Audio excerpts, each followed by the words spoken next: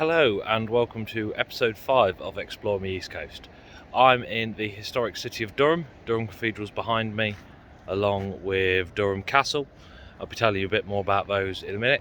Rather impromptu Explore Me East Coast. I was supposed to be at Locomotion in Shildon, but a clanger on my part didn't realise it wasn't open today.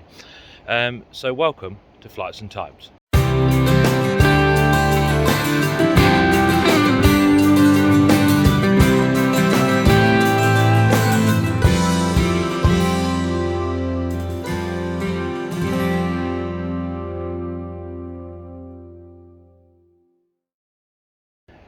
Durham Cathedral is one of the original Norman cathedrals of England.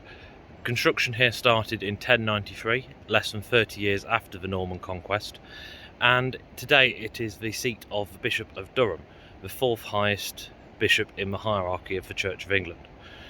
Since 1986, I believe, it and the adjacent castle have been a UNESCO World Heritage Site. The cathedral is open to the public. I believe there's a cost for entry. The castle is also open to the public, however only through guided tours. It is part of Durham University since the 1800s, and about 100 students of Durham University live within the castle.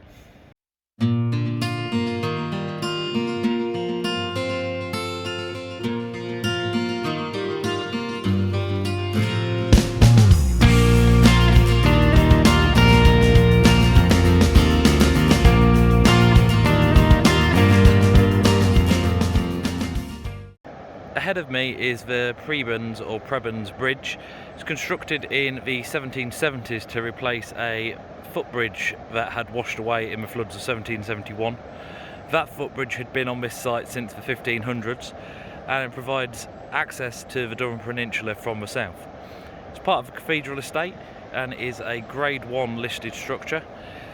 I'm heading up there now to see what views it provides of the cathedral, Durham Peninsula and the River Wear.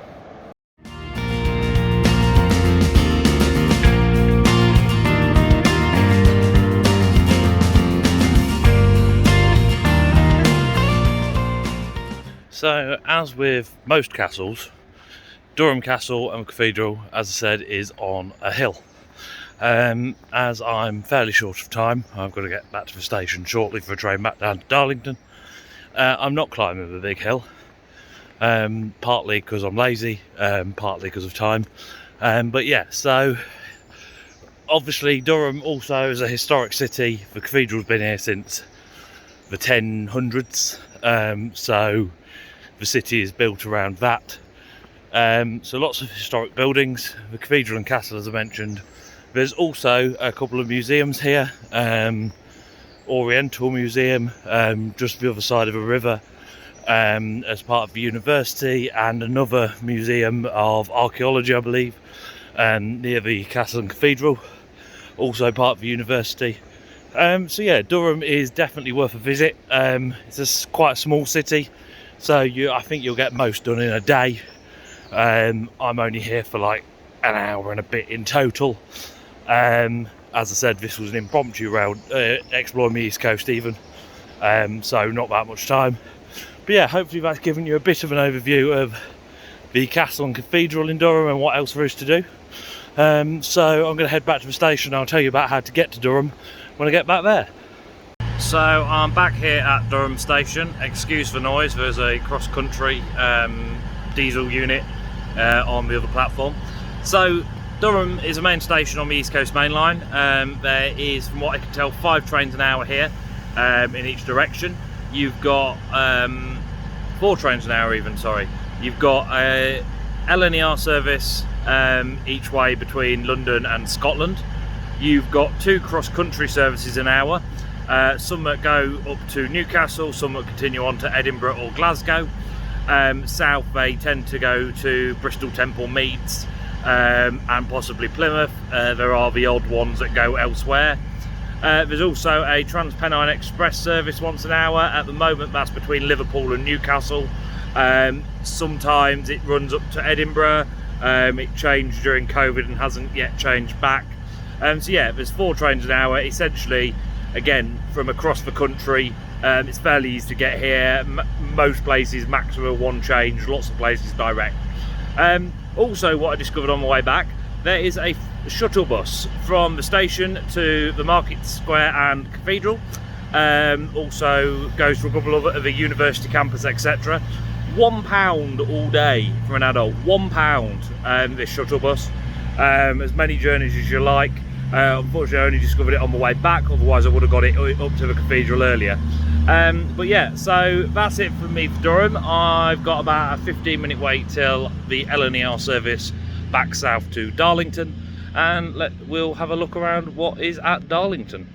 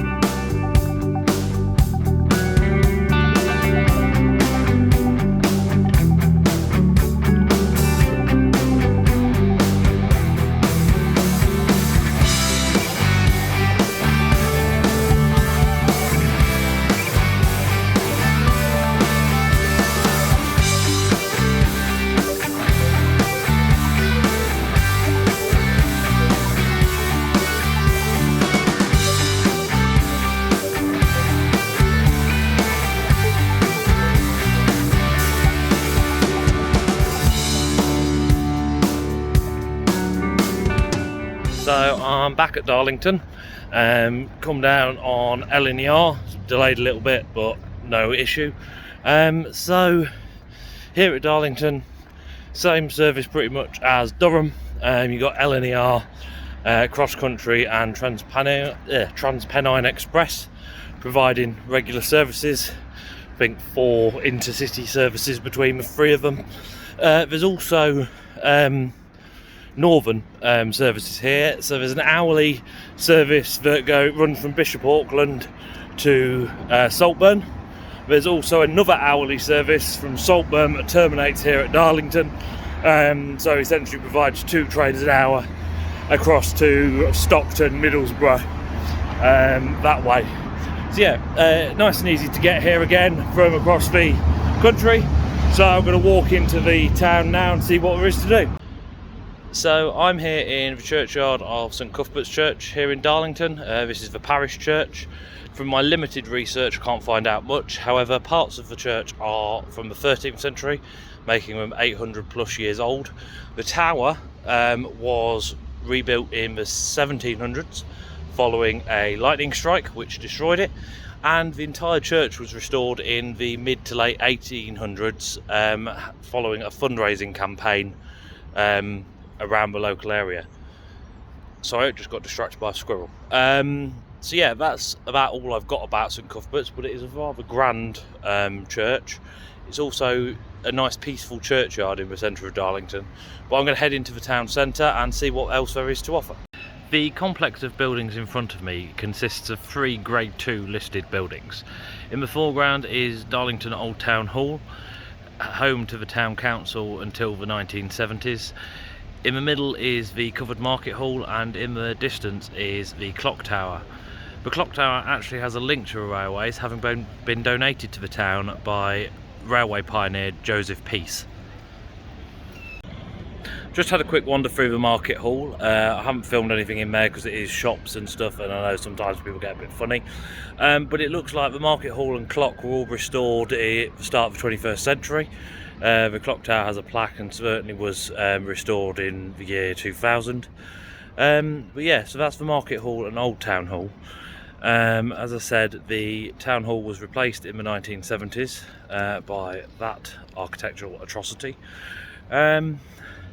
But yeah, that's kind of it for the centre of Darlington. It's actually quite a nice town centre. There's a few horrendous looking bits of architecture from the 60s and 70s. There's quite a few historic buildings. Looks like there's some nice pubs. It's actually quite a nice town centre. Not enough really to make it worth a while for a day trip. However, if like me, you are a railway geek there are two railway museums nearby. There is Locomotion in Shildon, which was initially the reason I've come up here today, only to find it's closed on Tuesdays. Slight error on my part. So there's Locomotion in Shildon. That's about a 30-minute train ride from Darlington on the hourly service up to Bishop's Auckland. There is also the Head of Steam Museum here in Darlington itself. It's North End station, just to the north of the town. I think there's possibly a bus service. The North End station is served every 2 hours by the Bishop's Auckland service, not hourly. But that is another railway museum. The railways are a huge part of Darlington. Stockton and Darlington Railway was the first public railway to use steam locomotives to haul passengers. So yeah, railways are a huge part of the town. In fact, where I'm standing currently, this is a replica of the odd driving wheel of Locomotion number 1. So yeah, that shows that the railway is at the heart of the town. So that's pretty much it from this episode of Exploring the East Coast. I'm going to head back now to the station, where I've got an LER service back to Peterborough. Only standard class, so that's not going to be reviewed. But yeah, until next time, thank you for watching. Goodbye.